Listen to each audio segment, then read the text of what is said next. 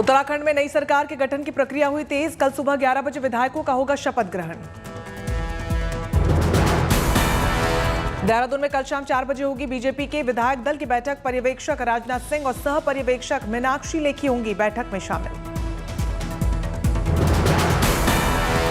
दिल्ली आए थे पुष्कर सिंह धामी, अमित शाह, नड्डा और बीएल संतोष के साथ की बैठक। बैठक में पूर्व सीएम त्रिवेंद्र सिंह रावत भी रहे मौजूद। सीएम को लेकर के क्या मुहर लग जाएगी बैठक में सीएम चेहरे को लेकर के? देखिए, चूंकि ये केंद्रीय नेतृत्व का मामला है, केंद्रीय नेतृत्व उस पर तय करेगा। कार्यवाहक सीएम पुष्कर सिंह धामी ने भी आला कमान पर जताया भरोसा। बोले पार्टी तय करेगी कौन होगा सीएम का चेहरा। सीएम के चेहरे को लेकर बोले पूर्व सीएम त्रिवेंद्र रावत। कहा केंद्रीय नेतृत्व पर भरोसा। बोले मैं मुख्यमंत्री बनूंगा या फिर कोई और, ये मैं नहीं कह सकता, फैसला केंद्रीय नेतृत्व करना है। ये मैं नहीं बता सकता, लेकिन मुझे 10:30 बजे बुलाया, मैं वहाँ जा रहा हूँ। सारे संगठन के लोग होते हैं जो चुने होते हैं, सारे संगठन के लोग होते हैं। मणिपुर में सरकार गठन से पहले बीजेपी ऑफिस में विधायक दल की बैठक। कार्यवाहक मुख्यमंत्री एन वीरेंद्र सिंह को साथ पार्टी ऑब्जर्वर बैठक में हुए शामिल। आज दिल्ली के दौरे पर भी थे मणिपुर के कार्यवाहक सीएम एन वीरेंद्र सिंह। सरकार गठन को लेकर गृहमंत्री अमित शाह, बीजेपी अध्यक्ष जेपी नड्डा और बीएल संतोष से की थी बैठक। गोवा में जल्द हो सकता है सरकार का गठन, 22 मार्च को हो सकती है बीजेपी विधायक दल की बैठक, सूत्रों के हवाले से खबर। बिहार की राजनीति के लिए बड़ी खबर। शरद पवार की पार्टी एलजेडी का आरजेडी में विलय। शरद यादव ने खुद की विलय की घोषणा। मंच पर आरजेडी की ओर से तेजस्वी यादव भी रहे मौजूद। विलय को तेजस्वी यादव ने बताया जनता की मांग। कहा काफी समय पहले से ही थी इसकी जरूरत। तेजस्वी यादव ने की शरद यादव के फैसले की तारीफ। कहा शरद जी के फैसले ने हिम्मत बढ़ाने का काम किया। आदरणीय शरद जी ने जो फैसला लिया है वो हम सबका हिम्मत बढ़ाने का काम करता है। पंजाब के आप विधायकों के अरविंद केजरीवाल के साथ वर्चुअल बैठक। विधायकों को दी जनता के लिए काम करने की सलाह।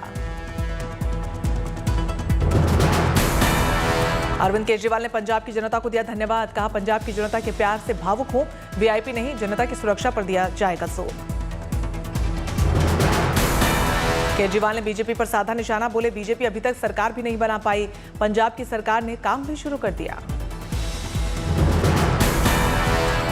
आप इतना शानदार काम कर रहे हैं, आपने ओथ भी ले ली, हमारी सरकार भी बन गई, हमारे मंत्री भी बन गए, और दूसरी तरफ भारतीय जनता पार्टी है जो 4 राज्यों में जीती थी, अभी तक उनसे सरकार नहीं बन पा रही।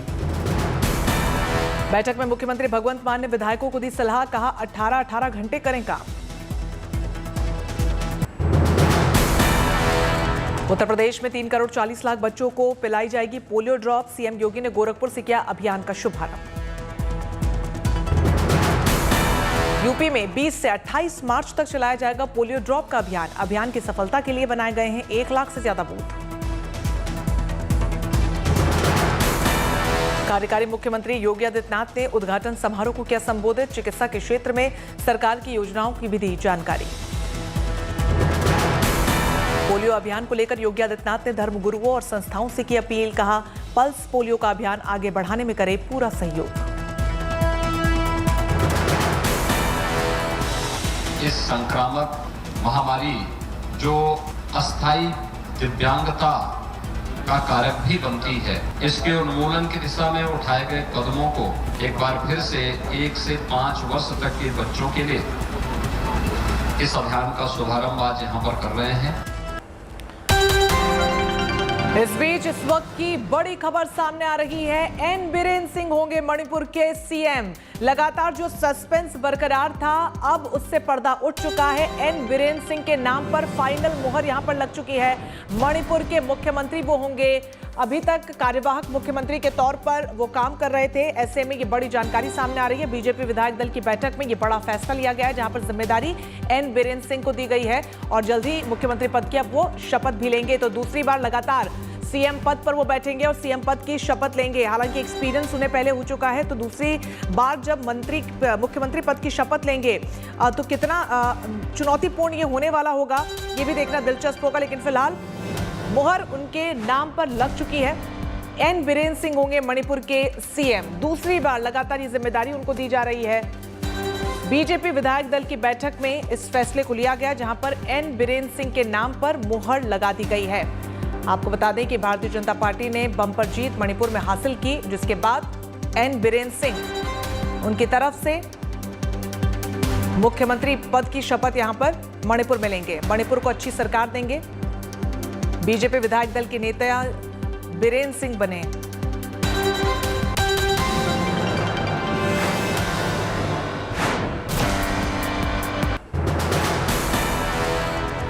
केंद्रीय मंत्री गिरिराज सिंह ने बिहार में अपनी ही सरकार पर उठाए सवाल। कहा सुरक्षित नहीं है बेगूसराय के राजौड़ा के हिंदू, आखिर जाएं तो कहां जाएं। नीतीश सरकार से लगाई न्याय की गुहार। ना मुझे कंप्रोमाइज चाहिए, ना लिपापोती चाहिए, दूध का दूध पानी का पानी चाहिए। और बताए प्रशासन कि अब राजौड़ा का हिंदू कहां जाए। मिशन छत्तीसगढ़ में जुटी आम आदमी पार्टी। रायपुर में आप नेता गोपाल राय ने किया पार्टी ऑफिस का उद्घाटन। दिल्ली के निजी स्कूलों में ईडब्ल्यूएस वर्ग के बच्चों के प्रवेश की प्रक्रिया 29 मार्च से होगी शुरू। दिल्ली सरकार ने की घोषणा। सरकार ने घटाया कोविशील्ड के 2 डोज के बीच का अंतर। अब 8 से 16 हफ्ते के बीच ली जा सकेगी दूसरी खुराक। कोवैक्सीन के शेड्यूल में कोई बदलाव नहीं।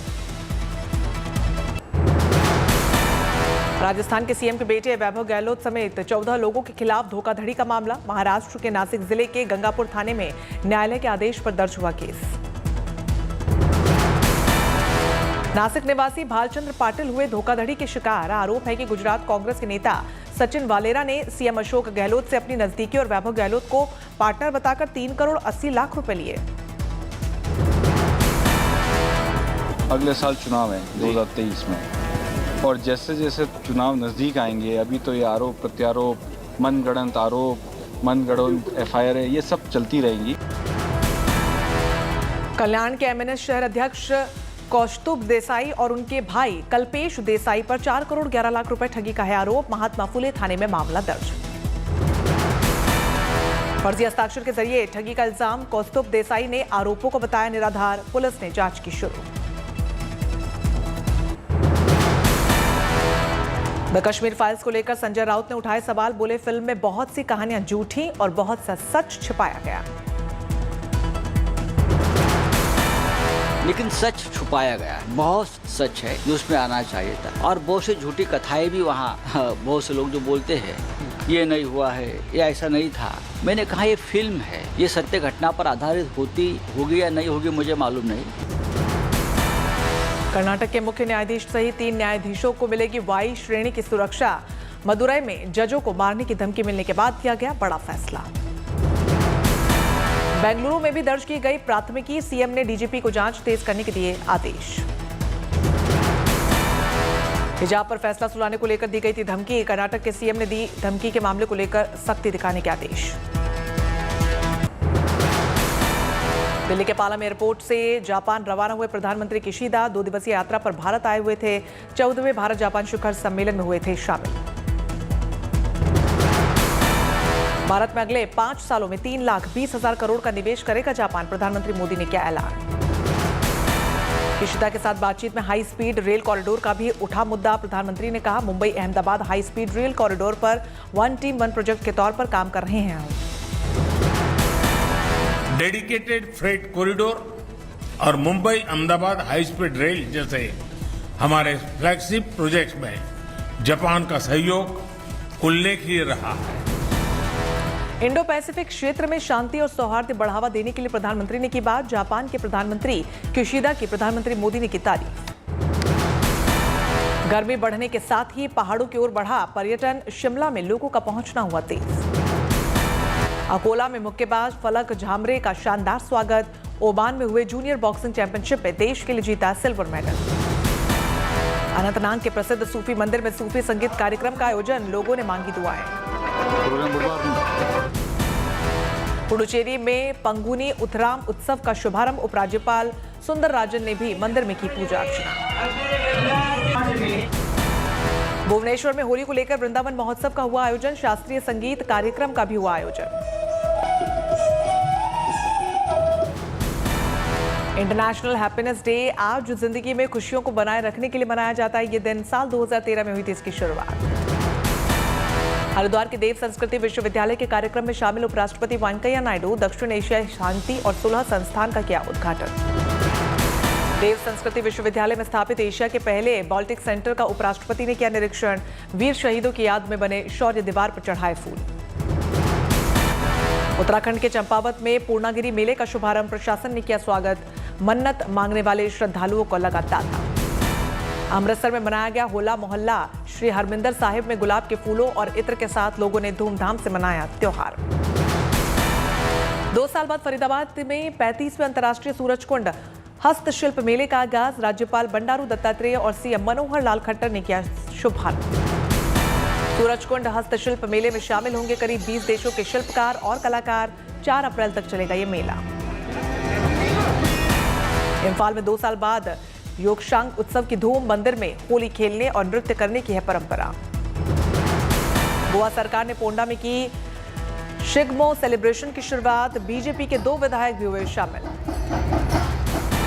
दरभंगा में सरकारी भवन की दीवारों को मिथिला पेंटिंग से सजाने संवारने की मुहिम। पेंटिंग के जरिए सरकारी योजनाओं का प्रचार प्रसार। दहेज प्रथा जैसी कुरीतियों को खत्म करने का भी संदेश। रूसी हमले के बीच मारियोपोल में नजर आई तबाह थिएटर की तस्वीरें। हालांकि रूस ने थिएटर पर बमबारी के आरोपों से रूस ने साफ कर दिया है इनकार। वॉर के बीच यूक्रेन में कई जगह नजर आ रही है हौसले की तस्वीरें। माइकोलेव में बालकनी से यूक्रेन का राष्ट्रगान गाते दिखा एक व्यक्ति। यूक्रेन के लोगों में दिखा देश प्रेम का जज्बा। बुजुर्ग दंपति ने कहा, हम यहां पर मर सकते हैं लेकिन देश छोड़कर भागेंगे नहीं।